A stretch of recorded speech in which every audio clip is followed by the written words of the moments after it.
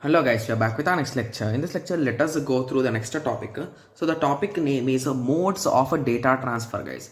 So in our previous lecture, we discussed how to organize these input, output and all those things, right? But exactly how the data communication between CPU and the IO devices is done, that only we will be learning in modes of data transfer, guys.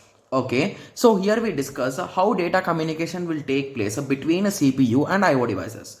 Okay, so there are totally three different ways. So the first one is a programmed input output, second one is a interrupted input output, third one is a DMA, direct memory access or direct memory transfer. Okay, yes, so let us go through the first type, that is a programmed input output. So this is one of the most interesting and easy way, guys. Okay, so here, okay, so just give me a second, guys. I'll be taking a piece of paper. I want to draw it and explain it to you. Okay, yes. Okay, so here what happens is, so this is a programmed input output, guys. So you will have CPU on one side. Okay, you will have interface in between. Okay, so interface has a register called as a data register. Okay, and it will have a status register with the F as a bit. Okay, and this whole is nothing but the interface and an input output device. Okay, so what exactly happens here is, okay, so when an input output device wants to communicate with the CPU, what it will do is, it will inform the interface with the help of IO bus, guys. Okay, so with the help of IO bus, you can check the steps. So in IO bus, with step 1, it is going to inform the interface, and it will, in the next step, it will keep the data valid bit to 1, and it will start sending the data. So that data which is collected by the input device is stored in this data register. So now the data is here. Okay, so in the next step, the status register bit F will be modified to 1. So previously it is a 0. So 0 means there is no data here. 1 means there is a data here. Please read CPU is the request. Got it? Yes. So now this F will be made 1, means the data is there. Okay, so I'll be explaining from this only, guys, because that is more clear, right? So because all steps are written in everyone. Okay, yes. So fifth step states that it is a data is accepted now. Okay, so data is accepted. Okay, so once the data is accepted by this device, do you still need to keep this data valid bit, guys? No, right? So you will make it off now. So there is no data, and you will also turn off the input output bus. Okay, yes. So this part is almost done, guys. Okay, so now coming to the other side, CPU. So what CPU does is, it will frequently check this F bit. So what CPU knows? CPU knows whenever data is there, this F will be 1.